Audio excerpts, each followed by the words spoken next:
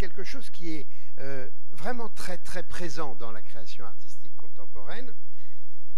Mais comme j'ai toujours l'occasion de dire que l'art est toujours contemporain de son époque, c'est ce que j'ai dû certainement revendiquer lors de la précédente conférence, il me paraissait absolument indispensable de commencer par vous donner quelques exemples de figures de référence du côté de cette question de l'hybride.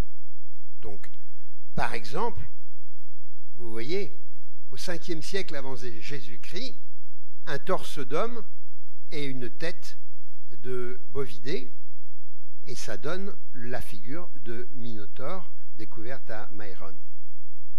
Et là, on est vraiment avec une figure hybride. Parce que si on s'en tient à des définitions telles qu'on peut les lire dans le dictionnaire, au niveau de la linguistique, c'est très simple. Un mot hybride, c'est un mot qui est formé d'éléments empruntés à deux langues. Mais de manière beaucoup plus courante, c'est tout simplement un composé de deux ou plusieurs éléments de nature anormalement réunis. Et la question de l'anormalité m'intéresse aussi beaucoup. On va la traverser à travers un certain nombre d'exemples du XXe siècle pour parler de manière art contemporain la plus large possible. Donc, important de souligner ce qu'il en est dans cette forme d'hybridation de la question de la métamorphose, évidemment.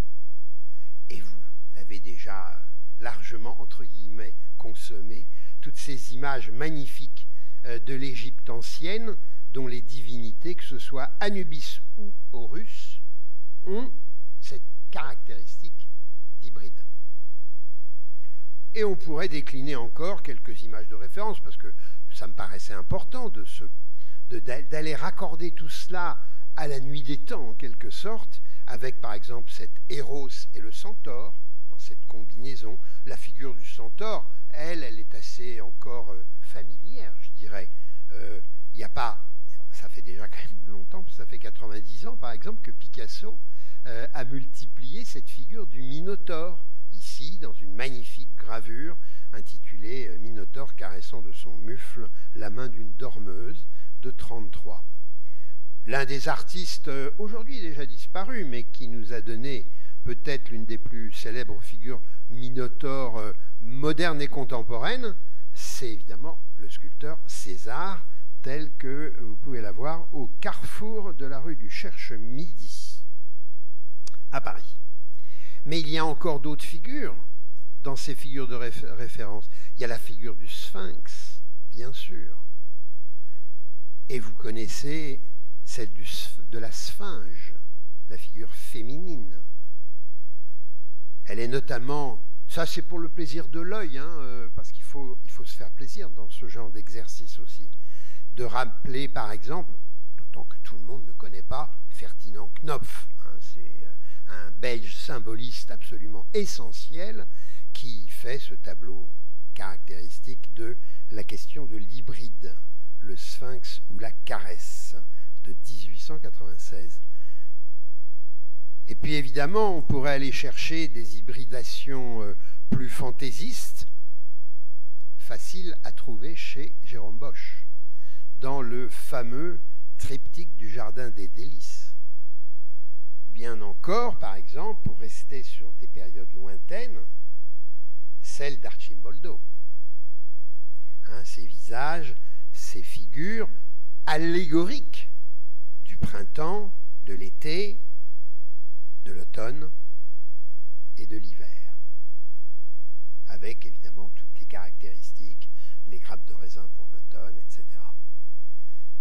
J'ai cherché comme ça un peu dans ma tête à me dire, est-ce qu'il y a encore d'autres? Oui, il y aurait par exemple, mythologiquement, la figure de Daphné, hein, puisque le sujet de Apollon et Daphné a été largement traité dans l'histoire de l'art. Vous savez, cette aventure où Apollon court après Daphné, harcèle Daphné. C'était une époque où il n'y avait pas MeToo. Et Daphné, qui refuse l'amour d'Apollon, eh bien, se transforme en végétal, comme on le voit ici, ou encore dans ce magnifique tableau de Nicolas Poussin. Voilà quelques éléments de référence qui viennent confirmer effectivement que l'art est toujours contemporain de son époque, si c'était nécessaire. Alors comment on va l'aborder, ce thème? Un thème, je ne sais pas si c'est vraiment un thème, en tout cas cette question de l'hybride.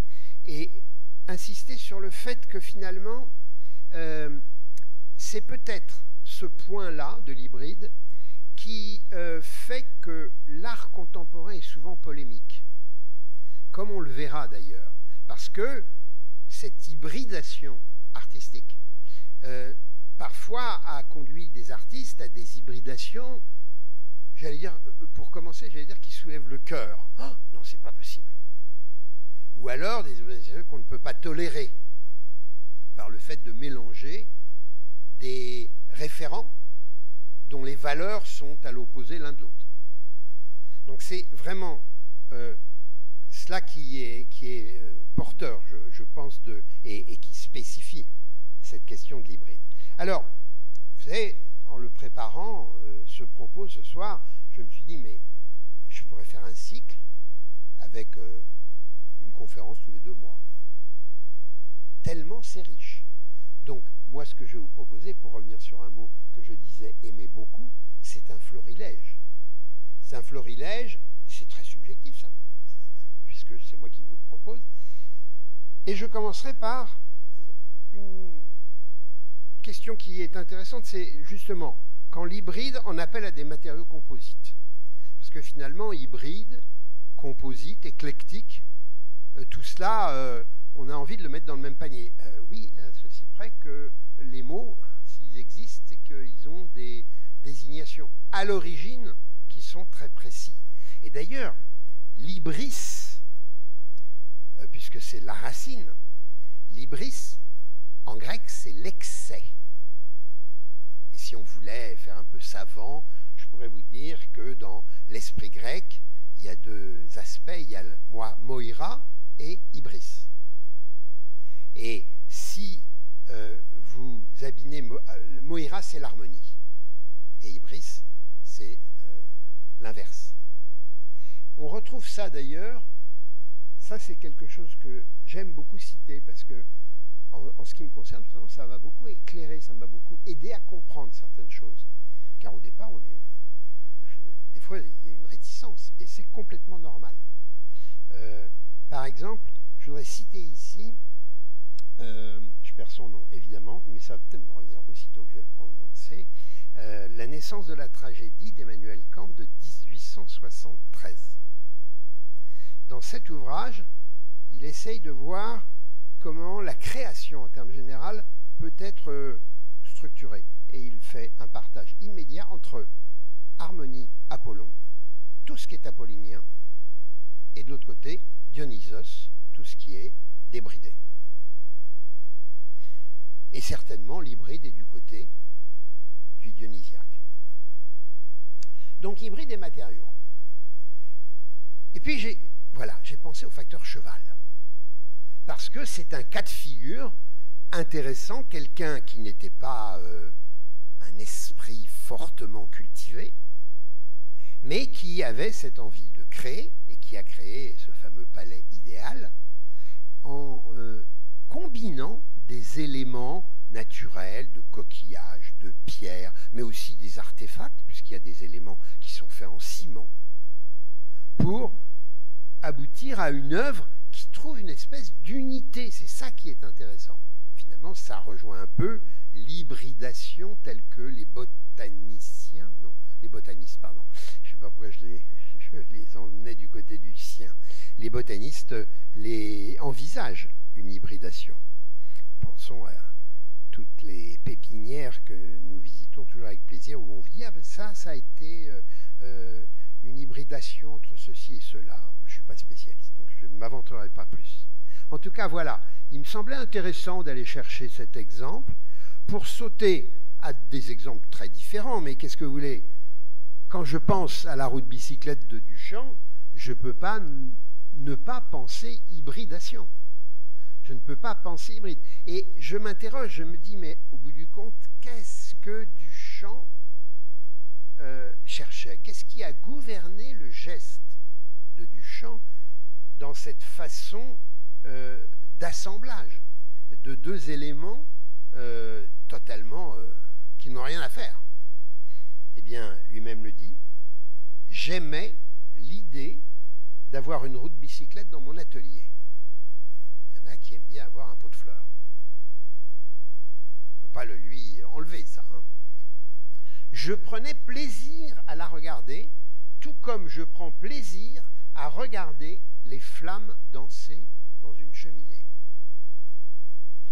Et évidemment, il y a un... Je raconte toujours, enfin je dis toujours ça parce que nous avons tous mis le vélo à l'envers et on a fait tourner les roues.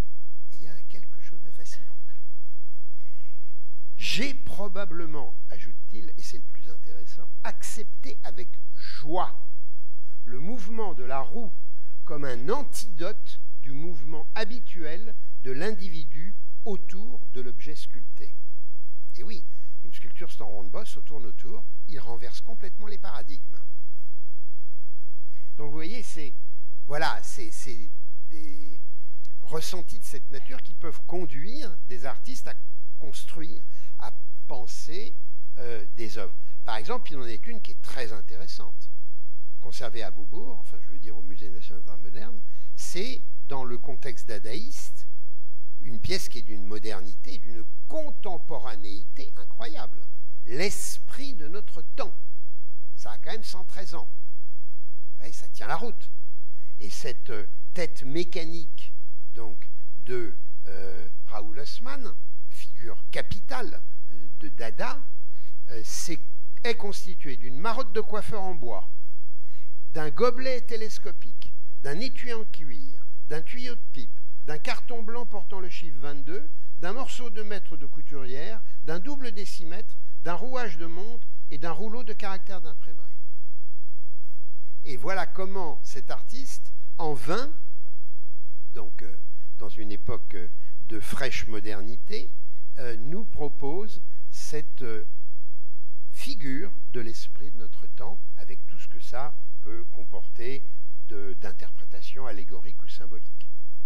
Dans le même genre, par exemple, restons dans cette première moitié avec le buste de femme rétrospectif proposé par Duchamp 13 ans plus tard.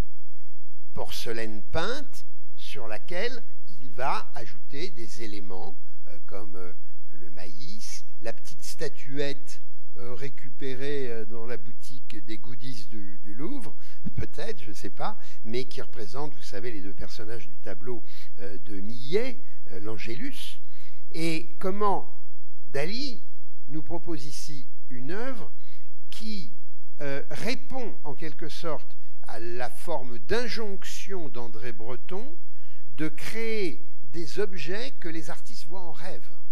Car dans le rêve, il n'y a plus d'ordre, il n'y a plus... tout est possible.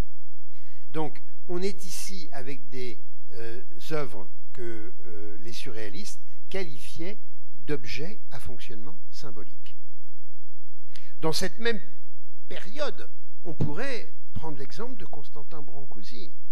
Parce que l'œuvre, ça n'est pas seulement la crête du coq sculpté et doré à la feuille, c'est l'ensemble. Et Brancusi est très très important dans cette manière qu'il a eue de combiner le bois, le plâtre et le métal. Il faut revoir Brancusi pour prendre la mesure. Puis du même coup, je vais d'une certaine manière profiter de cette conférence pour vous suggérer, même si ça se termine, je crois, le 12 juin, cette incroyable exposition de Germaine Richier qui est en ce moment au musée d'art moderne à Beaubourg. Et ce qui est intéressant, vous voyez, Germaine Richier, j'ai découvert que, notamment, elle avait cette fibre hybride dans certaines de ses pièces. Notamment une dont je n'ai pas trouvé une belle image bien lisible. J'en avais fait une pour vous, voyant l'expo récemment, mais elle n'était pas, on ne voyait rien. Moi, je me souvenais. C'était une pièce qui était très simple, faite d'un élément de bois naturel auquel elle avait adjoint, pour faire une figure humaine, des éléments métalliques. Et ça, c'était intéressant parce qu'elle le dit elle-même, c'est que dans son souci de régénération de la figure humaine, elle avait décidé, justement, de jouer une carte de l'hybridation avec les formes de la nature. Et là, on est au lendemain de la Seconde Guerre mondiale, où se pose la question de la représentation de la figure après les malheurs de la Deuxième Guerre et de l'Holocauste. Ici, vous voyez, c'est une pièce un peu plus tardive qui s'appelle Plomb et verre de couleur. Deux matérialités totalement distinctes, mais dont elle fait une sculpture, aussi bien pour figurer symboliquement le cœur que les yeux. Les yeux, on les voit un peu.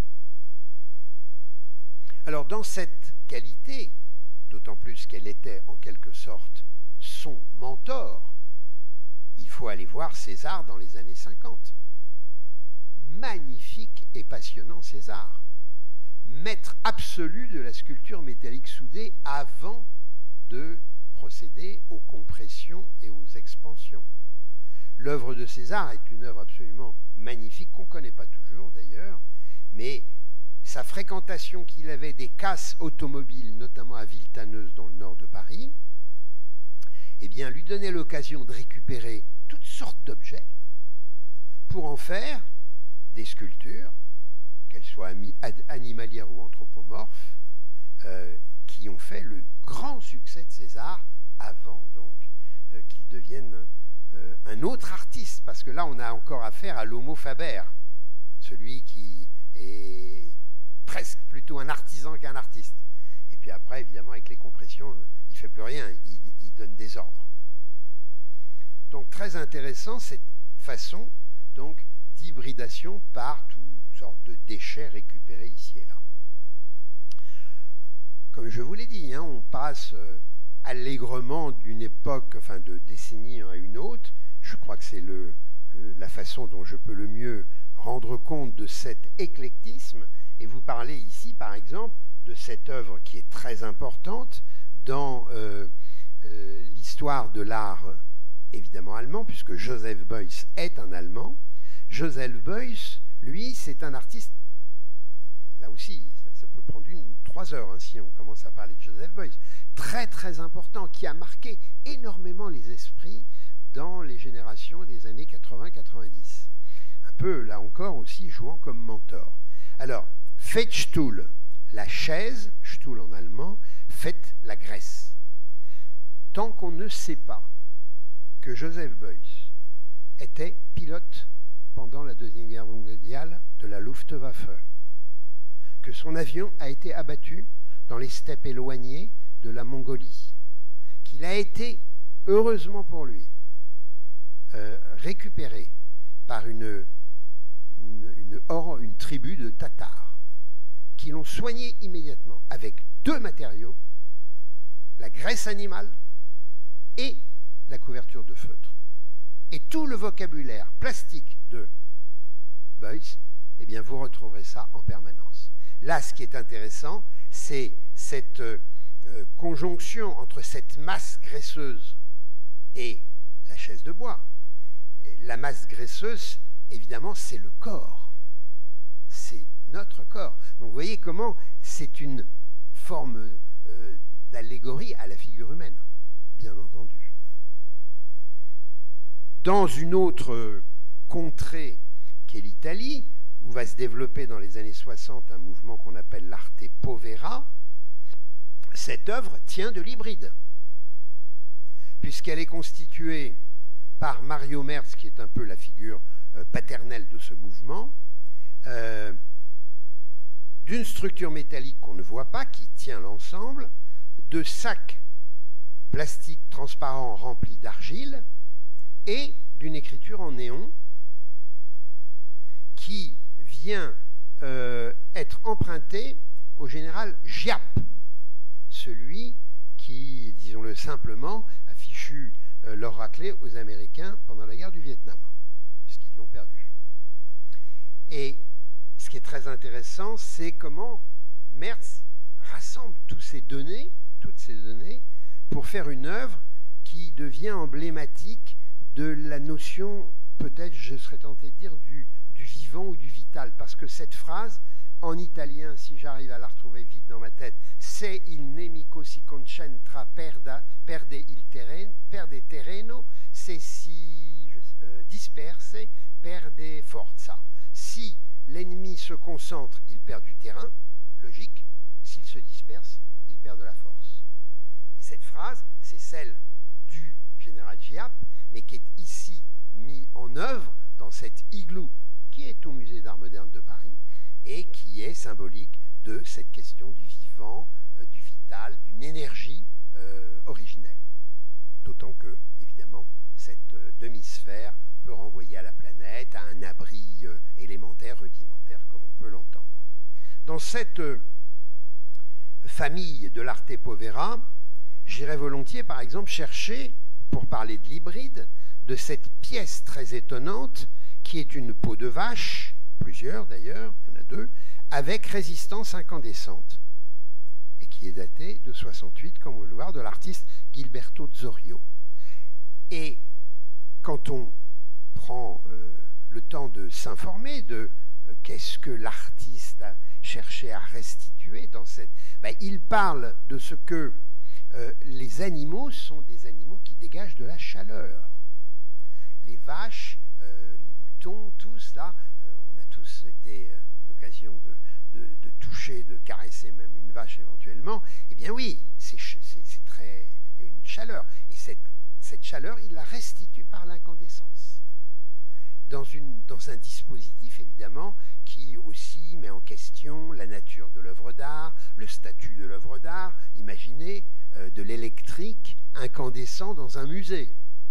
Donc vous voyez, il y a aussi ça qui est intéressant en deuxième plan ou en premier plan, selon ce à quoi on s'intéresse. En tout cas, on est bien ici dans un dispositif hybride, pour le moins. Je dirais chez nous, on pourrait trouver par exemple 4 figures de 2 artistes que j'ai retenus parce que il m'intéressait à vous présenter. Fabrice Hibert. Fabrice Hibert, qui est un artiste déjà d'un certain âge, même si je ne veux pas le vieillir de trop tout de même, mais il est déjà senior, si j'ai bonne mémoire, ou tout juste. Non, il est senior. Bon, enfin bon, il y en a d'autres. En tout cas, ce qui est très intéressant, c'est qu'il va réaliser, assez tôt dans sa carrière, qui est déjà longue, une quarantaine d'années, il va réaliser toute une série de peintures qu'il va appeler peintures homéopathiques, et dans lesquelles il va introduire, comme c'est le cas ici de cette peinture, qui, une fois de plus, appartient au Centre Pompidou, huile, fusain, collage de papier, herbe aromatique, branchage, ficelle, arbuste avec racines, pot de fleurs en plastique rempli de plâtre, billes de bois, grillage, ouvre-boîte métallique, pieds en cire, etc., etc. Donc tout cela étant fixé dans de la résine époxy sur toile. En lisant la liste, je viens d'avoir un petit flash dans ma tête. Peut-être que finalement l'hybride, c'est un hommage permanent à Prévert et à son fameux inventaire. Magnifique poème que j'espère vous connaissez tous. En tout cas, voilà comment, dans un rassemblement extrêmement chargé, complexe, un artiste comme Fabrice Hibert vient créer cette série de peintures homéopathiques avec évidemment cette idée dans la tête, c'est que c'est une peinture qui peut soigner le monde, compte tenu que Fabrice Hibert est quelqu'un qui a une posture très intéressante par rapport à l'environnement, à l'écologie, mais bien avant toute considération, je dirais, politique. Mais vraiment, c'est un artiste... D'ailleurs, j'aurais pu, mais ça n'est pas encore complètement accompli, un jour, on pourra montrer une image de la forêt de 100 000 arbres qu'il n'a pas plantés, qu'il a grainés dans la vallée dont il est originaire. Il a acheté toute la vallée et il a planté, il a grainé, à chaque fois que je dis planter, il me reprend, il a grainé 100 000 arbres et c'est des essences différentes. On est dans l'hybride, pour le moins. Une artiste moins connue, c'est bien aussi de montrer de jeunes artistes qui ont déjà une belle œuvre. Et cette jeune femme s'appelle Marion Verboom. Et c'est très intéressant parce qu'elle a créé une série qui s'appelle Achronie, une série qu'elle a créée en 2016. C'est une série, en fait, c'est un projet qui est toujours ouvert et qui est composé d'une foule de tirages réalisés à partir d'un répertoire d'une trentaine de moules. Et les morceaux, dans leur diversité, donc, ont les mêmes profils, les mêmes diamètres, afin de pouvoir s'empiler, s'encastrer en séquence. C'est-à-dire que finalement, elle crée comme une espèce d'écriture, comme un alphabet, si vous voulez, d'éléments qui vont composer, juste presque envie de dire un poème matériel, comme on peut le voir ici, et qui, dans une autre proposition qui est ici, et qui est une pièce qui réunit de la céramique, du laiton, du plâtre et de l'acétate, a été réalisée dans le cadre d'une résidence d'artistes, on va faire de la pub, pour une résidence d'artistes métiers d'art LVMH, et qui invite des artistes à créer des œuvres en exploitant des matérialités inhabituelles, et ici l'acétate, qui est un élément que LVMH utilise pour la création de toute sa lunetterie. Eh bien, elle va mettre en jeu cet élément dans des compositions de sculptures qui parlent beaucoup de la verticalité dans une forme finalement très traditionnelle. Donc voilà pour cette première séquence relative à l'idée de hybridation et de matériaux. Où l'hybridation débouche le plus souvent, c'est par rapport à des problématiques organiques, en relation avec le corps, somme toute. Donc, dans toutes sortes de métamorphoses qui me semblent tout à fait intéressant à pointer ici. Et pour cela, je commencerai avec tout simplement une œuvre de Marcel Duchamp, encore. On sait que Marcel Duchamp est le père définitif de l'art contemporain, ayant expérimenté tous les territoires possibles, de la peinture à la photographie, à la vidéo, il a fait des petits films, à tout. Et ici, c'est tout simplement un jeu de transformation de genre. Vous voyez, on n'a pas attendu les événements récents pour parler tant de genre, dans ce personnage qu'il avait créé et qui est son double féminin. Rose, c'est la vie, avec ce 2 fois R qui est un jeu verbal, tout simplement. Il ne faut pas aller chercher autre chose. Et donc, il a fait une photographie. Il s'est photographié, ou il a fait faire une photographie, de lui transformer dans cette figure féminine. Alors, ce jeu de transfert ou de mélange de genre, bien, regardez, on le retrouve à nouveau chez Germaine Richier, dans cette figure très importante qui s'appelle l'amante, et qui a une figure humaine. Ça, c'est une très célèbre sculpture, mais comme je le disais tout à l'heure, régénérée par les formes de la nature, régénérer la figure humaine par les formes de la nature.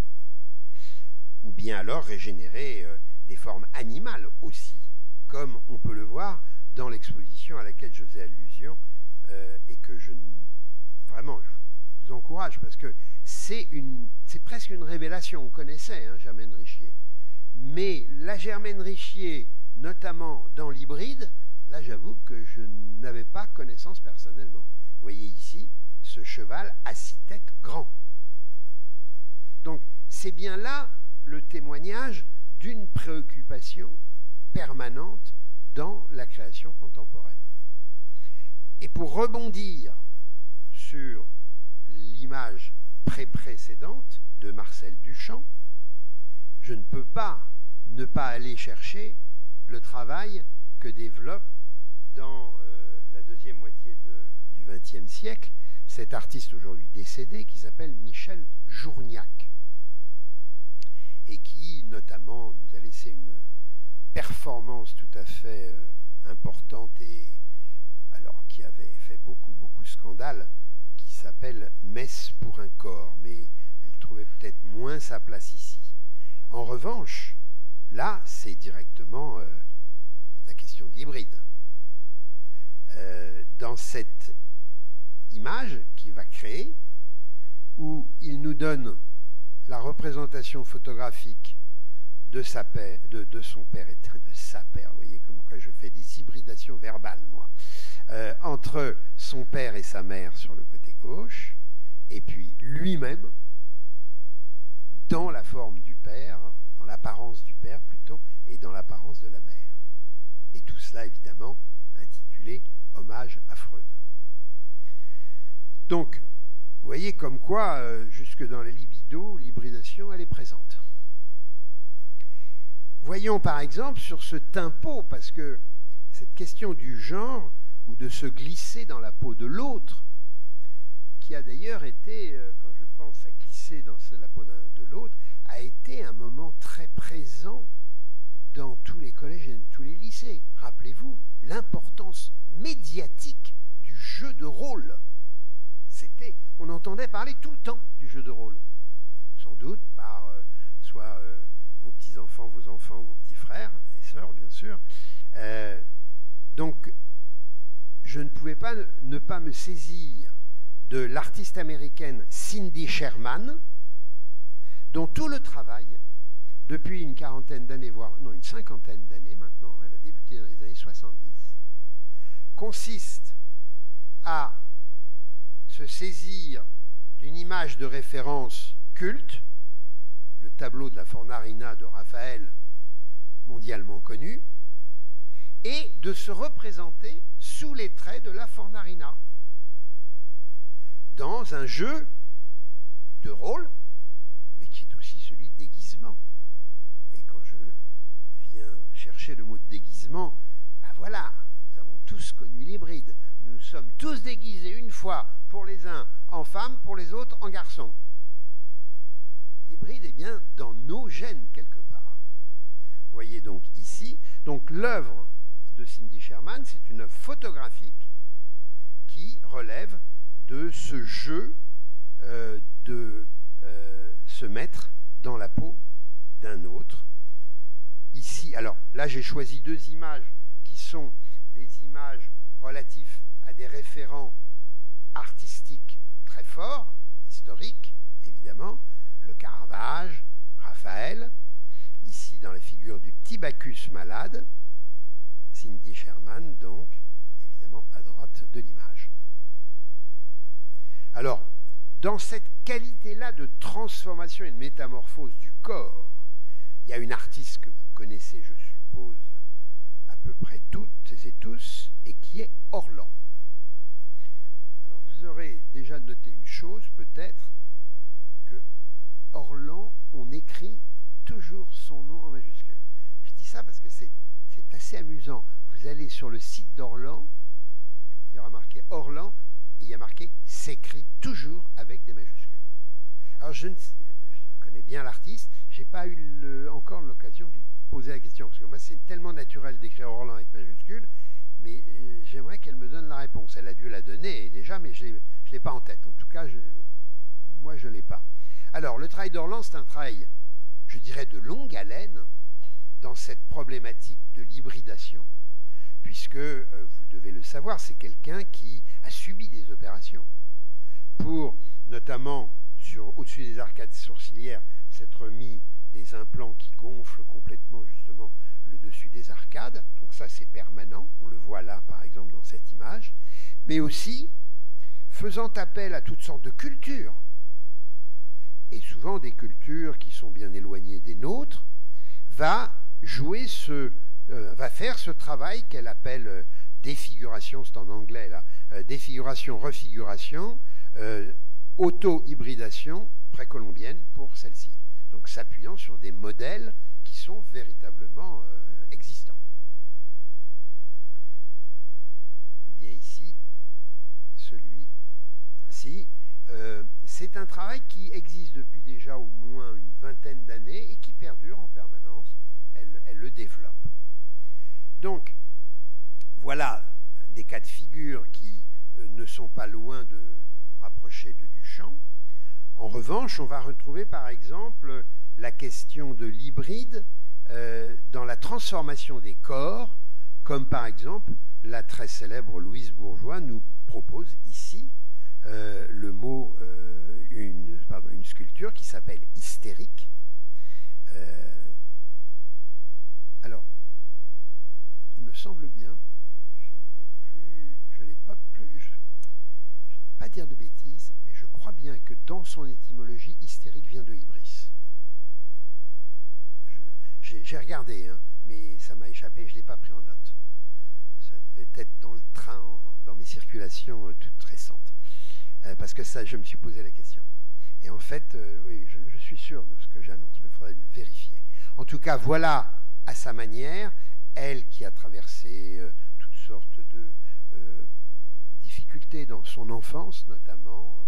Il faut voir souvent la biographie des artistes pour mieux comprendre comment ils entreprennent un certain nombre d'actes créatifs. Et ici, donc, Louise Bourgeois, dans cette figure tout à fait forte et intéressante.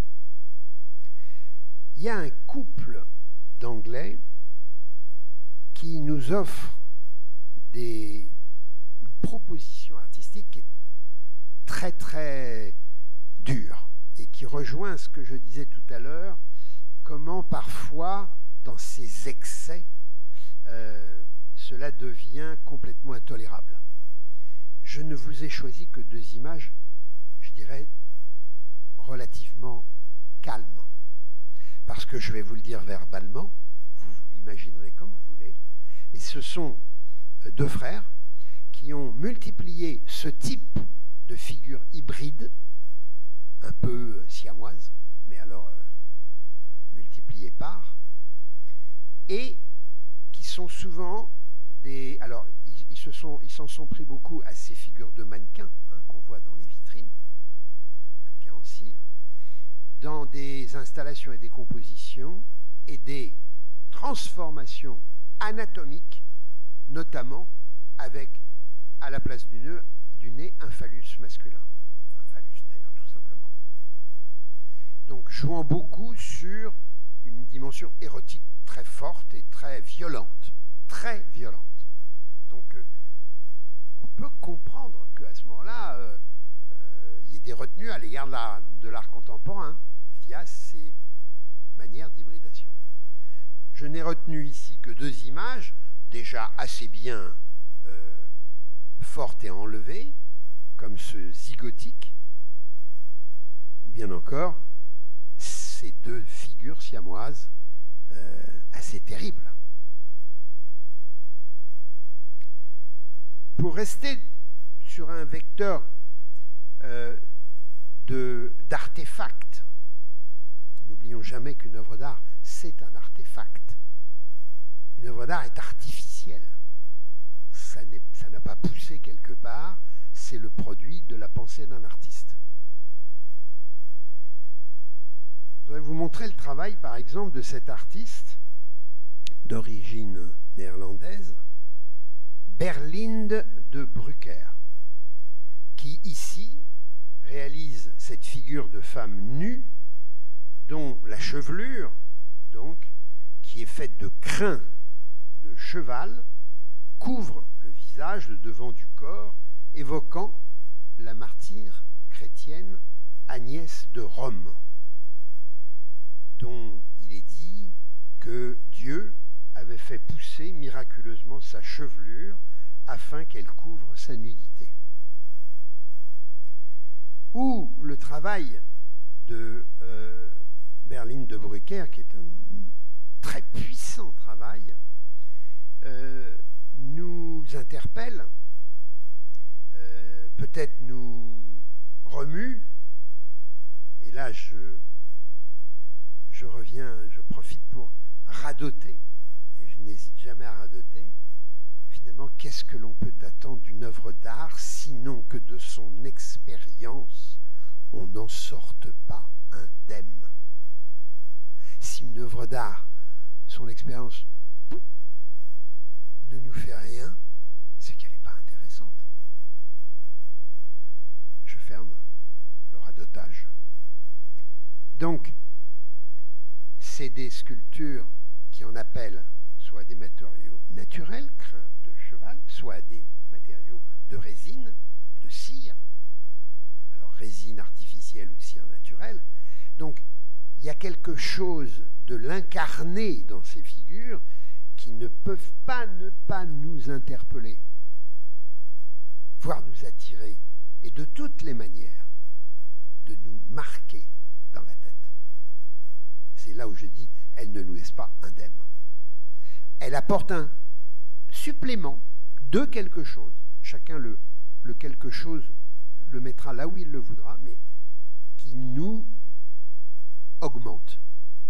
Vous voyez cette sculpture, tout d'un coup plus difficile comme ça peut-être à la découvrir, parce qu'elle est nue, parce qu'elle nous renvoie à la pauvreté, à la misère, à la vieillesse. Ben oui, mais nous sommes humains, non? Et nous y allons tous que nous sommes. Donc voilà ici Marthe. Ici, vous voyez, le crin de cheval a disparu au bénéfice d'une espèce de lot de branches qui pousse directement depuis ses épaules, Daphné, Apollon et Daphné, et qui remplace même le cou, la tête. Donc voilà, c'est une pièce très forte, elle aussi à son tour, devant laquelle il est difficile de ne pas avoir une réaction. Voici donc pour cette hybridation qui en appelait à la métamorphose. Il me paraissait aussi, dans cette réflexion, de mettre l'accent sur la notion de collage-assemblage. Et je vais m'expliquer. Et je vais tout de suite aller chercher Max Ernst. On connaît, chez Max Ernst, les collages et les photomontages. Ce qui est intéressant, c'est qu'on ne sait pas toujours que l'un est déduit de l'autre, à preuve ce que vous avez sous les yeux. Ce qui est très intéressant dans ces deux pièces, c'est que l'une procède d'un collage à gauche, c'est-à-dire du collage premier, du premier geste. L'autre, c'est une photo de ce collage, ce qu'on appelle un photomontage. Alors aujourd'hui, avec Photoshop, mais on n'est pas à cette époque-là. Et ce qui est intéressant précisément, c'est comment le photomontage gagne cette unité matérielle, puisqu'il n'y a plus qu'un seul médium, c'est la photo. Alors qu'à côté, il y a à minima 2 médiums, 3 médiums, la photo en arrière-plan, les éléments de dentelle collés et les éléments sans doute récupérés, imprimés sur du papier, récupérés dans je ne sais quel objet. Donc c'est vraiment une belle démonstration de la question de l'hybride. Voici par exemple un autre exemple de collage de rossignol chinois de Max Ernst. Tous les collages de Max Ernst ne sont pas devenus nécessairement des photomontages. Dans ce domaine du surréalisme, qui est quand même un terrain particulièrement riche à la découverte et à la connaissance de l'hybride, il y a une œuvre qui est forte et qui est dérangeante quelque part. On retrouve un peu les frères Chapman. C'est la fameuse poupée de Hans Bellmer, ce magnifique artiste, un dessinateur hors pair, mais aussi auteur de cette œuvre, toujours conservée d'ailleurs au Musée d'Art moderne de Paris, la poupée. Donc un objet, une sorte d'acte de fétichisme qui a été longuement mûri par l'artiste, lentement accompli, 35-36, et qui finalement se présente, selon lui-même, comme une mineure articulée et vouée à la désarticulation.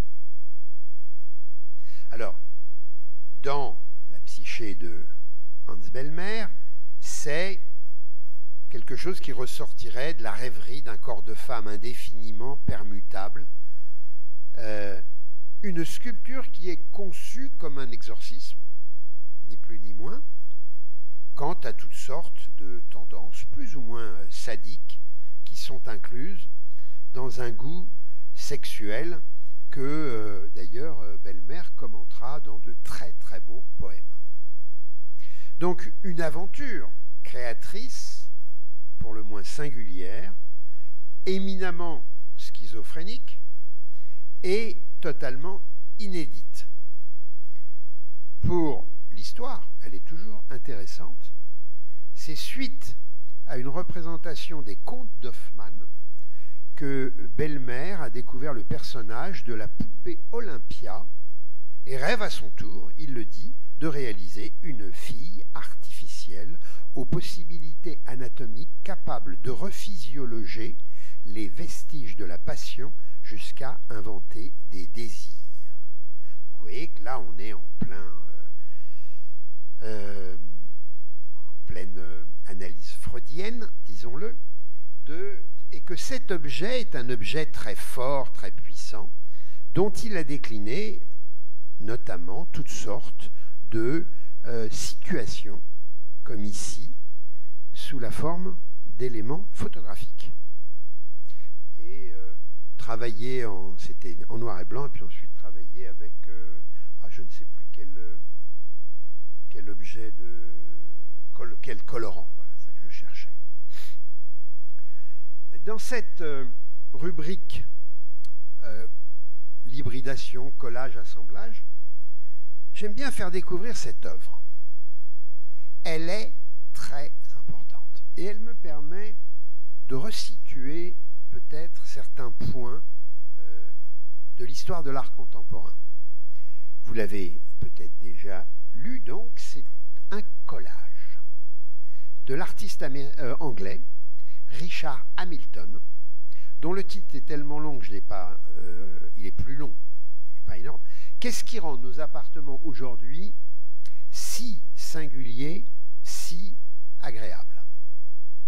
Et nous sommes en 1956.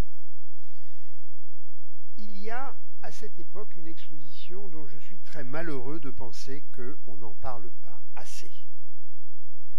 Je ne l'ai pas vue. Je pense que d'aucuns dans la salle. Elle se tenait à la Serpentine Gallery de Londres en 1956 et elle s'appelait This is Tomorrow. C'est demain. Je traduisais pour moi parce que j'ai même appris l'anglais, je voulais vérifier dans ma tête que j'avais bien dit les mots qu'il fallait. C'est un collage qui a servi d'affiche à cette expo.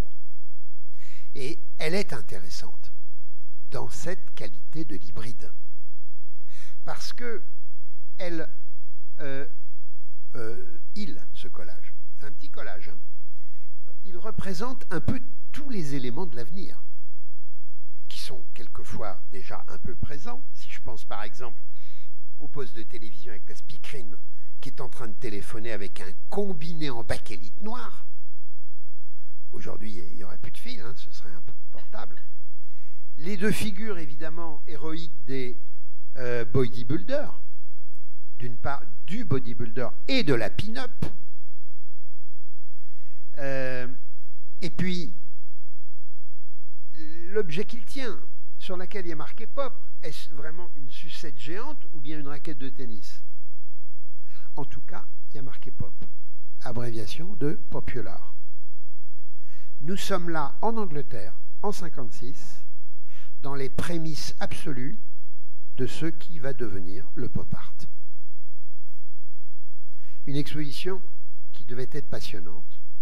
Je ne sais pas si sur Limoges, il y a quelque part à la médiathèque, ici même d'ailleurs, le catalogue de cette expo.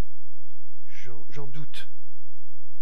Mais on peut le trouver hein, si on veut chercher. Et il est très intéressant parce que c'était une exposition qui visait justement à rassembler beaucoup d'ordres de création, la peinture, la sculpture, le graphisme, l'architecture, le design. Une exposition incroyable. Et si je précise tout cela, j'aime beaucoup, notamment la figure féminine qui est en haut d'escalier en train de passer l'aspirateur à boules. On voit à travers le vitrage déjà l'utilisation des lettres en néon pour faire la pub du cinéma, enfin, etc., etc. C'est une œuvre qui est d'une richesse incroyable, incroyable, jusqu'à évidemment le plafond, avec la figure de la Lune, puisque on avait enfin, à cette date, fait le tour et on avait photographié la Lune, la face cachée. Ce qui me paraît très intéressant, c'est comment elle est, mais alors, vraiment terriblement emblématique de cette question de l'hybride. Cette question de l'hybride, on va la retrouver dans ce qui est l'équivalent. J'allais dire le contrepoint, ça n'aurait pas été juste. L'équivalent de ce mouvement autour de l'objet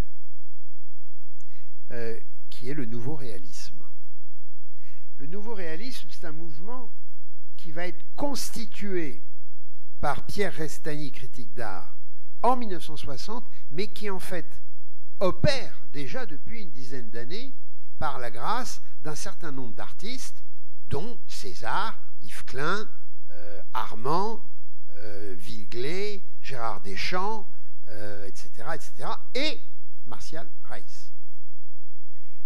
Et j'ai choisi de vous présenter cette œuvre de Martial Reiss, dont on connaît aujourd'hui qu'il est uniquement peintre, parce qu'elle me paraissait, là aussi, tout à fait caractéristique pour dire ce qu'il en est de cette hybridation d'objets, ici multicolores, comme porte le titre Supermarché Magic Multicolor. Et évidemment, complètement dans l'époque. C'est le début des supermarchés, c'est les printanias et les prises uniques, pour ceux qui se souviennent de ces noms, même s'il y en a qui n'ont pas disparu. Printania totalement disparu, par exemple, par contre. Donc voilà un exemple encore de cette hybridation d'objets par assemblage. On ne connaît pas ce moment, 17 mars. On ne connaît pas bien, et pourtant ça a été un peu l'acmé, comme disent les astrologues, l'acmé du nouveau réalisme à New York, avec Yves-Jean Tinguely, qui va installer une œuvre qui va exister que très peu de temps, puisque c'est une œuvre qui est en hommage à New York, installée dans le jardin entre le MoMA et l'église qui se trouve à côté. C'est une sculpture machine de 16 mètres de long et qui procède d'une forme de happening qui a été conçue avec un ingénieur. Tinguely l'a composée à partir d'un assemblage de 80 roues de bicyclette, de vieux moteurs, un piano, des tambours en métal, une machine à adresser, un déambulateur pour enfants et une baignoire émaillée. Et tout ça a été organisé en termes de construction de sorte que par des principes mécaniques d'explosion, tout cet ensemble soit détruit dès qu'on déclenche l'explosion. Une sorte de geste nihiliste et en même temps constructif qui est très très importante et qui marque bien justement cette complicité, on va dire, par rapport à l'objet, entre le nouveau réalisme et le pop art. Dans cette qualité, toujours de collage-assemblage, il me semblait intéressant de vous montrer à nouveau Fabrice Hibert. Dans cette série de projets d'œuvres à fonctionnement qui sont des POF, comme par exemple ce Penta-chaise. Et vous voyez comment tout d'un coup, on a quand même un écho avec la Fetchtool de Joseph Beuys. Hein, il y a une analogie en tout cas, hein, ça on ne peut pas le discuter. Donc ça c'est toute une série de pièces qu'il continue de faire d'ailleurs, et qui sont évidemment qui se présentent de manière étrange, voire incongrue. Une œuvre par exemple de Gilles Barbier de Marseille, très très bel artiste, qui a réalisé cette œuvre qui s'appelle l'ivrogne, avec cette association, vous voyez, de tout ce qui sort de son cerveau. Et le travail de Gilles Barbier utilise beaucoup cette figure naine qu'il a créée et qui est un autoportrait de l'artiste et qu'il a mis en jeu dans toutes sortes de situations, comme par exemple ici, dans cette image de l'ivrogne. Sur ce mode-là, on pourrait encore aller chercher Thomas Grünfeld. Thomas Grünfeld, artiste allemand, qui réalise toute une série d'animaux composites en mélangeant donc des éléments de plusieurs taxidermies pour créer une autre espèce d'animal, totalement imaginaire, inspiré assurément de sa passion pour les cabinets de curiosité du XVIIe, XVIe, XVIIe siècle.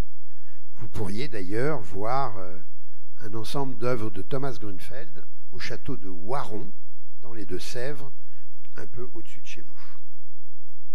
Dans cette qualité-là, j'ai retenu le travail de cette Irlandaise, Claire Morgan, qui elle aussi travaille avec des éléments taxidermés, puisqu'elle a appris d'ailleurs la taxidermie, et associe donc la vie et la mort dans ces installations, comme ici, dans The Blue 2, avec des papillons morphos bleus, du polyéthylène bleu déchiré, des plombs, des fils de nylon et des tiges acryliques. Donc vous voyez cette sorte de combinaison d'éléments qui viennent donner l'unité d'une œuvre. Ou bien ici, cette œuvre Life Support, faite avec deux corneilles environnées par un réseau de minuscules morceaux de plastique rose, fixés toujours avec des filets de nylon tendus par des plombs comme des fleurs de cerisier. Un autre aspect qui me semblait ne pas pouvoir faire l'économie, c'est lorsque l'hybride joue de la caricature, est au service de la caricature. Et là, je ne peux pas m'empêcher, parce que quand je pense hybride, défaut peut-être de passion trop absolue pour toutes sortes d'époques, de vous faire découvrir peut-être cet artiste illustrateur immense qui s'appelle Jean-Jacques Granville, qui en 1844 publie un album lithographique qui s'appelle Un autre monde. Rien que la couverture, déjà, on est dans l'hybride. Et Granville est un personnage absolument passionnant qui va ainsi décliner toutes sortes d'images. Et vous voyez à gauche le fameux perchoir, hein. C'est ce qu'on appelle, vous le savez, le bureau du président de l'Assemblée nationale, et tous les personnages de l'Assemblée qui sont représentés sous la forme animale. Ou bien ici, de Granville toujours, ces animaux déguisés en personnes. Vous voyez que le Minotaure, il n'est pas loin, hein, qu'on a vu au tout début. Très très grand caricaturiste. Et pour rester juste, faire un clin d'œil, c'est une figure que je connais beaucoup moins, un caricaturiste qui s'appelle Le Neveu, le neveu, parce que le P on s'en passe, donc qui nous donne ici une magnifique et étonnante caricature de Émile Zola. Vous voyez, quand on veut égratigner quelqu'un, comment on s'y prend. Et pour rester sur cette mesure, justement, je me suis dit, mais alors allons chercher dans cette forme d'hybridation le travail photographique de William Wegman, avec cette pointe d'humour qu'il y a derrière, de ce travail où il met en scène son propre chien, lequel d'ailleurs s'appelle Man Ray. Il est mort, hein, Man Ray. Enfin, je parle du chien de Wegman. Il est mort. Man Ray, il y a longtemps qu'il est mort aussi. Mais c'était un hommage, en fait. Parce que Man Ray, lui aussi, j'aurais pu vous montrer hein, les rayogrammes de Man Ray, qui procèdent aussi d'une hybridation. Mais voilà, je vous l'ai dit, il y aurait tant et tant encore à sortir, en quelque sorte. Donc les images de Wegman sont particulièrement étonnantes et nous font souvent bien sourire. Un jeune artiste, relativement jeune, en tout cas un artiste moins repéré, mais quand même déjà bien en place, qui est d'origine autrichienne par son père, qui fut, hélas, du côté des nazis. D'où évidemment le règlement de compte du fils à l'égard du père, dans cette représentation de son père.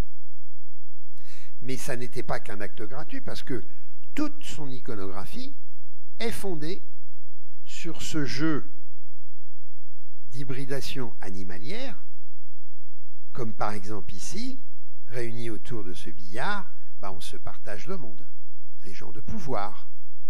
Ils travaillent beaucoup. Grégory Forstner travaille sur toutes ces images qui viennent d'ailleurs de caricatures souvent du 19e et qui sont autant de critiques des notions du pouvoir et des idéologies qui sont évidemment porteuses de ce pouvoir, mais lui sans aucun discours pathétique ou moralisateur, plutôt ironique, bien sûr. C'est toujours des très grands formats et il aime jouer de déguisement dans son travail. Sur ce même mode, on pourrait encore, par exemple, faire appel à ce binôme d'artistes, ce couple d'artistes, Pilar Albarrar et Antonio Altariba, qui, dans une succession d'images composées et photographiques, ont produit donc des scénettes qui viennent évidemment taxer ce qu'il en est de la censure. C'est assez explicite, me semble-t-il. Sinon de l'avidité de l'argent, quand ce n'est pas la contrainte de l'ordre. Et vous voyez comment ça rebondit évidemment sur les images de référence de Granville. Pour terminer, je vous proposerai de considérer aussi l'hybride au regard d'actes collectifs. Me trouvant tout à l'heure d'ailleurs dans les bureaux du FRAC, Nouvelle-Aquitaine, j'apercevais au loin une gravure et je reconnaissais la touche, enfin la marque d'un artiste, mais pas de l'autre. Et on m'a dit que c'était finalement deux artistes que je vais vous montrer maintenant, mais dans une autre œuvre. Avant même, par exemple, au sein du groupe Cobra, voici une œuvre à deux, à quatre mains, de Corneille et de Constant. Groupe Cobra, c'est un groupe qui va émerger au nord de l'Europe, Copenhague, Bruxelles, à Amsterdam. Et pour retrouver celle qui finalement m'a un peu obsédé, d'autant plus que c'est tout frais, j'y étais, je crois, c'était dimanche dernier, quelque chose comme ça, je ne sais plus très bien, samedi. Eh bien, à nouveau, Germaine Richier, qui a travaillé en collaboration avec Zhao Wuqi, notamment, avec Vira da Silva, pour réaliser des œuvres à quatre mains, puisque d'une part, elle implante comme cela cette échelle qui est huile et plomb, et puis même je crois qu'il y a des inclusions de pierre, mais on ne les voit pas bien, c'est très très. Et puis le socle en métal est peint à l'huile par Zhao Wuqi avec des idéogrammes. Une œuvre très intéressante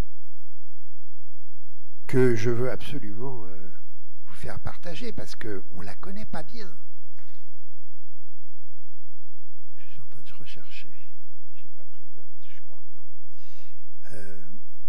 C'est une œuvre collective faite par Jean-Jacques Lebel, Enrico Bage, Roberto Crippa, Gianni Dova, Hérault et Enrico Recalcati. Ces noms vous sont peut-être un peu étrangers, peut-être pas le nom de Hérault, l'Islandais, très connu pour ses collages et ses peintures très denses, comme cela d'ailleurs, et Recalcati qui fait partie notamment du groupe de la figuration narrative. En fait, à l'origine de ce tableau collectif, dont on ne peut pas vraiment toujours supposer qu'il y a autant de mains, c'est Jean-Jacques Lebel, un artiste aujourd'hui aîné,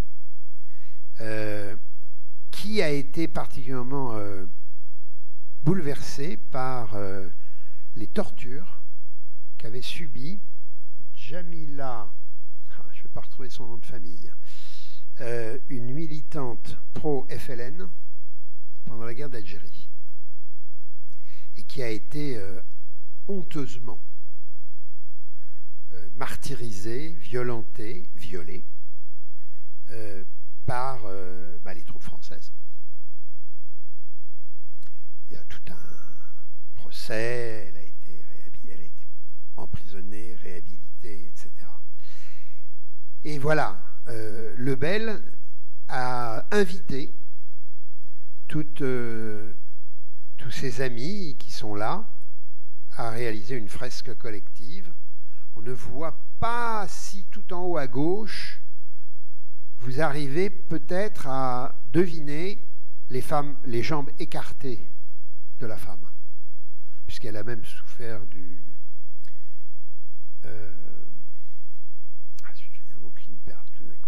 supplice de la bouteille, vous savez, qu'on entre dans le ventre.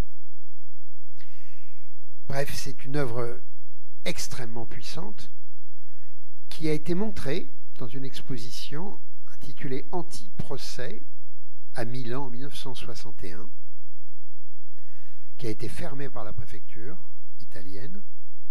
Le tableau a été récupéré et resté caché dans les caves de la préfecture à Milan jusqu'à ce qu'il n'y a pas longtemps, on l'ait retrouvé et on l'a remis et on l'a réexposé. Un tableau très fort. Dans le même genre de tableau, je dirais, de combat, en tout cas militant, il y a cette incroyable fresque de 65 mètres de long, fait par ce groupe d'artistes qui était originaire de Bagnolet, dans le lieu-dit qui s'appelle le plateau des Malassis, d'où le nom des Malassis, parmi lesquels il y a Cueco, Henri Cueco, qui est limousin, et qui est mort maintenant. Et donc il y avait les 5 artistes, Cueco, Fleury, Latil, Paré et Tisserand, et c'est une fresque peinte qui s'appelle Le Grand Méchoui, réalisée pour l'exposition qui se tient au Grand Palais en 1972, organisée à l'initiative du président Georges Pompidou, pour dire ce qu'il en était des 12 ans d'art contemporain en France. Peut-être certains dans cette salle ont vu cette exposition, en tout cas celui qui vous parle l'a vu. Il n'était pas aussi branché art contemporain à l'époque, en tout cas pas aussi informé.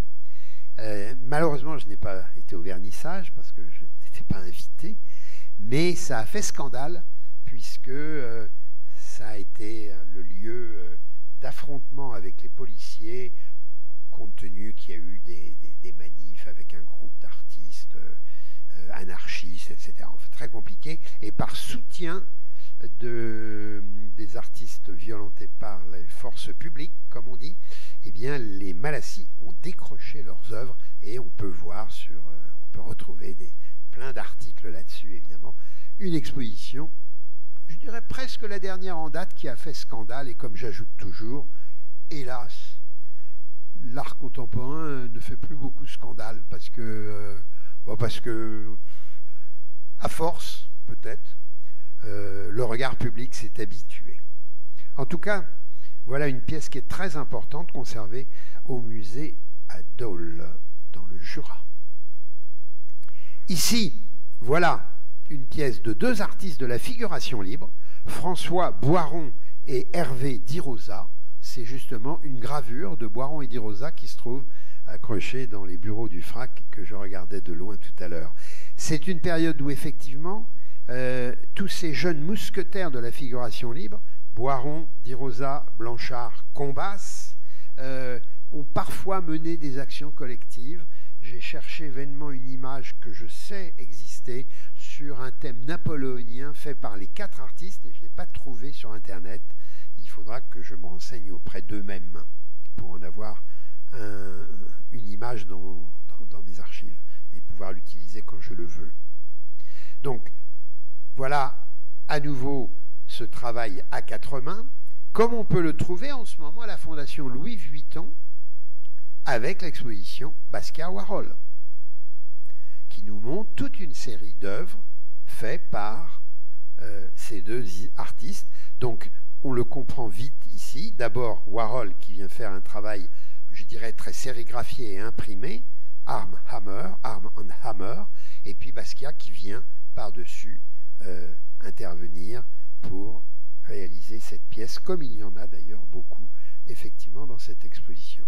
D'ailleurs, c'est presque à nouveau avec Vuitton que je vais terminer, d'une certaine manière, puisque vous voyez ici une œuvre totalement confidentielle, en fait, si vous voulez, qui existe entre la célèbre artiste Joan Mitchell, qui était, avec Monet récemment, à la Fondation Vuitton, en exposition, mais ici, Joan Mitchell, avec une artiste de chez nous, Carole Benzaken. Alors c'est une œuvre qui remonte déjà il y a 30 ans, mais pour vous le raconter, un jour, je préparais une exposition de Joan Mitchell, et en même temps, je travaillais sur une exposition de Carole Benzaken. Je vais à l'atelier de Carole, et je vois épingler un pastel, et je me dis, mais Carole, elle fait du Joan Mitchell maintenant, c'est pas possible. Parce que la partie graffitée, on va dire, pour faire simple, c'est Joan Mitchell. Je connais très bien l'artiste et je connais très bien l'œuvre. Et elle me dit, mais t'as presque raison, ou du moins t'as tout à fait raison, c'est Joan Mitchell. Mais les tulipes, c'est moi. Ben, je sais bien que les tulipes, c'est toi. Mais je lui dis, qu'est-ce que c'est que ce truc? Ben, elle me dit, j'ai été visiter Joan Mitchell, un peu comme un jeune va voir un aîné, parce que voilà, il y a un besoin de rencontre. Et elle m'a invité à un moment à lui montrer ce que je faisais. Donc elle m'a dit, elle m'a sorti un papier, des pastels, hop, j'ai fait mes tulipes. C'était l'époque où elle faisait des tulipes, Carole Benzaken. Et à ce moment-là, Joan s'est saisi du papier et a continué à remplir le reste pour réaliser une œuvre finalement hybride, signée Joan Mitchell et Carole Benzaken. Je suis content parce que j'ai pu la mettre dans l'exposition de Joan Mitchell que je faisais à ce moment-là au musée des Beaux-Arts de Caen. Et puisque je vous parle avec beaucoup d'audace de ma propre activité, je ne peux pas ne pas terminer en vous parlant de l'hybride et de l'installation. Tout d'abord, en vous montrant une œuvre de Sarkis, qui est un artiste que je porte au nu, et qui a réalisé au McVal une œuvre qui s'appelle Trésor de la mémoire. 11 enfants de l'histoire du cinéma, donc toute une salle qui était constituée d'éléments photographiques et d'un néon qui traversait toute la salle et passait chaque fois sur les yeux des enfants. Puisqu'en fait, ce qui l'intéressait en caviardant par ce néon rose, qui respirait d'ailleurs ce néon, il s'illuminait et il s'éteignait. Donc ça crée toute une ambiance très complexe. Hein. Et la complexité, c'est quand même aussi la caractéristique de l'hybride. Donc voilà, cette installation, en fait, évoque une période de la vie de Sarkis, où nouvellement arrivé à Paris, il est né à Istanbul de parents arméniens, je rappelle, il voyait beaucoup de films, et voilà, c'est Trésor de la mémoire, une installation tout à fait étonnante de Sarkis. Je vous disais que je vous parlais de mon activité. En ce moment même, à Thonon-les-Bains, où je suis responsable d'un lieu, j'ai invité un jeune artiste, 30 ans, qui s'appelle Maxime Duvaux. Vous voyez cette image, intitulée « À sa vitraille », toute fraîche. En fait, elle est totalement hybride. Dans son iconographie, parce qu'il y a des motifs qu'on ne peut pas tout de suite repérer, au sol, c'est les motifs de carrelage de sa galerie à Nice. Vitrail, parce qu'il a travaillé sur des fenêtres dans une autre exposition qu'il a faite. Donc en fait, le titre réfère à cela. Mais ce qui est intéressant, c'est que la création de cette pièce procède de pochoirs qu'il va mettre sur le support, mais c'est des pochoirs autocollants qui ont été précédemment découpés, donc il enlève les parties qui peuvent se découper, et dans le blanc, avant d'enlever la matrice générale, il va les remplir de couleurs. Et à Thonon-les-Bains, il y a une salle du lieu que je gouverne où il a fait cette installation. Si on la regarde de plus près, il y a tout ce qu'on veut. Il y a un tampon qui vient directement être appliqué au mur. Il y a des éléments de dessin comme celui en orange, par exemple, qui est effectivement un pochoir qu'il a appliqué au mur, puis enlevé toutes les parties qui pouvaient s'enlever, et au crayon de couleur, j'ai mis la main à la pâte, au crayon de couleur, on a rempli toutes les cases. Et puis, par-dessus ça, eh bien, il y a une image, un tirage photographique qui lui-même procède d'une multiplicité comme ça d'opérations de mélange de médiums. Donc vous voyez ici, l'hybride, je dirais presque, c'est dans le plus profond de son abîme qu'elle se donne à voir. Merci de votre écoute. Merci. Il nous reste un petit moment si vous avez des questions à me poser. Et j'y répondrai volontiers si je suis en mesure de le faire. Est-ce qu'il y a des questions dans la salle, comme on dit? Je vérifie, oui. Merci de lever la main et je vous fais passer le micro. Pas de questions?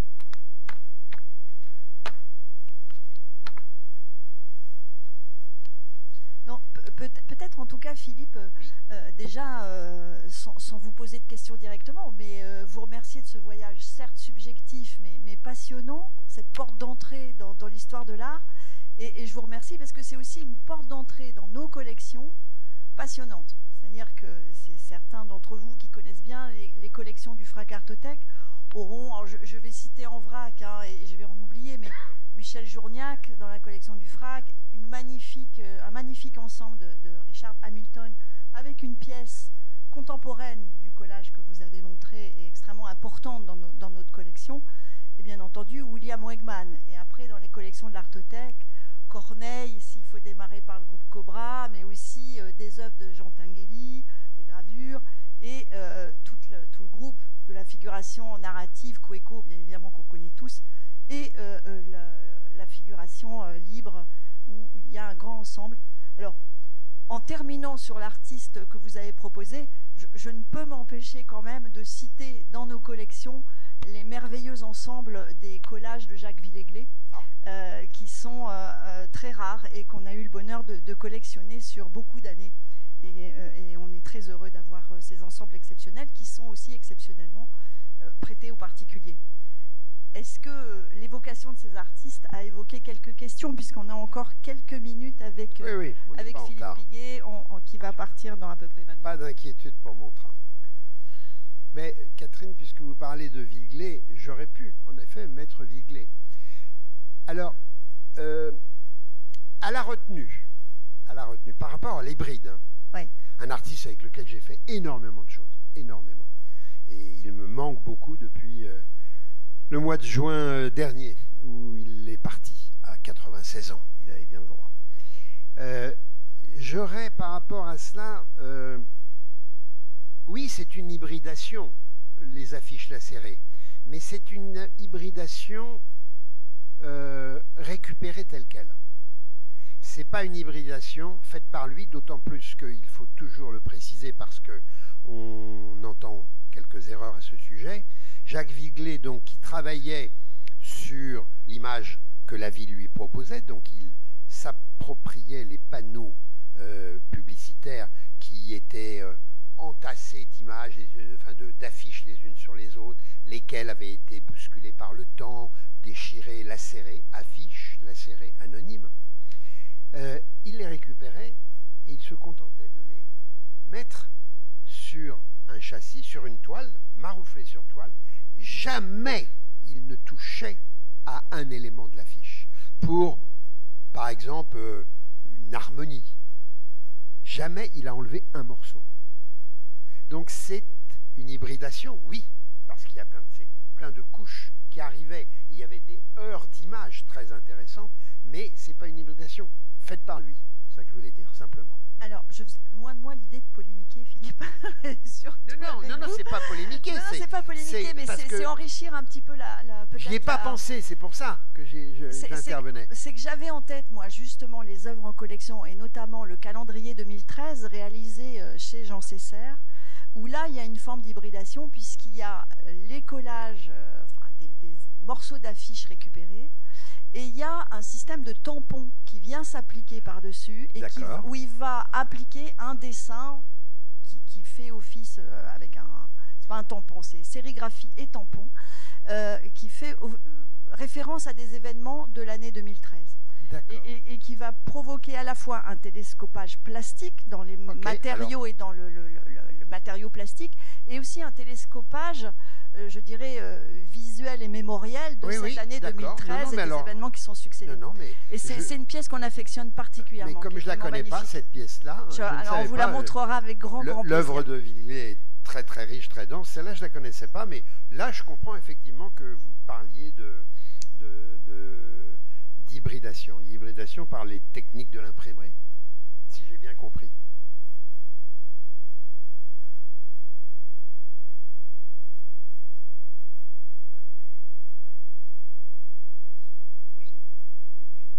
Eh bien, merci. Et pourquoi?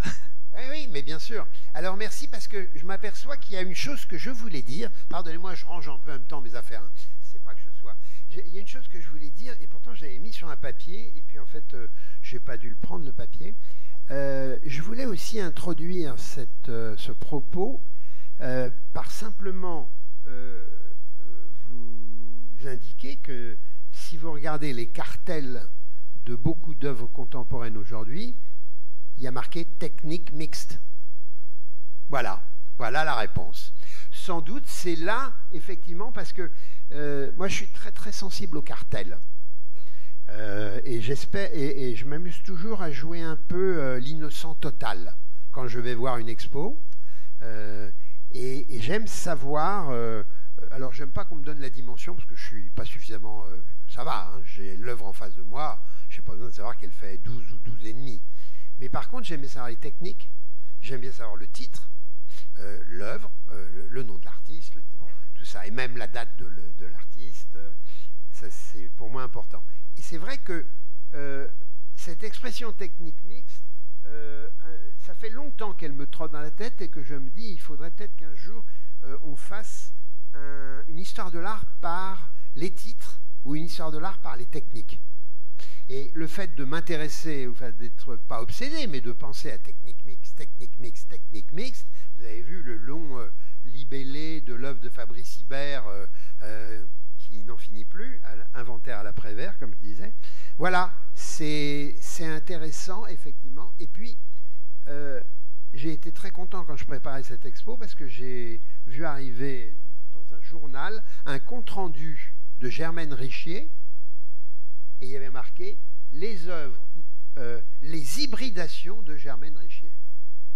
Ah ben je me suis dit, si c'est Germaine Richier, ça remonte déjà presque à un demi-siècle, donc je pense qu'effectivement c'est un sujet sur lequel il faut qu'on s'attarde. Et là, c'est la première fois que je fais cette conférence sur ce thème. Totalement la première fois. Et merci de m'avoir donné l'occasion de gamberger là-dessus, parce que si ça se trouve, on va peut-être me demander, tiens, t'as pas un sujet? Je dirais, bah, si, j'en ai un qui commence à me faire travailler, et donc je le reprendrai, je ferai peut-être une autre partition. C'est celle qui m'est venue dans le premier jet de ce soir. Voilà. En tout cas, le FRAC Artothèque vous réinvitera avec grand plaisir et à poursuivre ce cycle de conférences avec vous et avec toutes les portes d'entrée que vous souhaiterez, Philippe. On sera preneur. Voilà. Merci beaucoup. Bonsoir.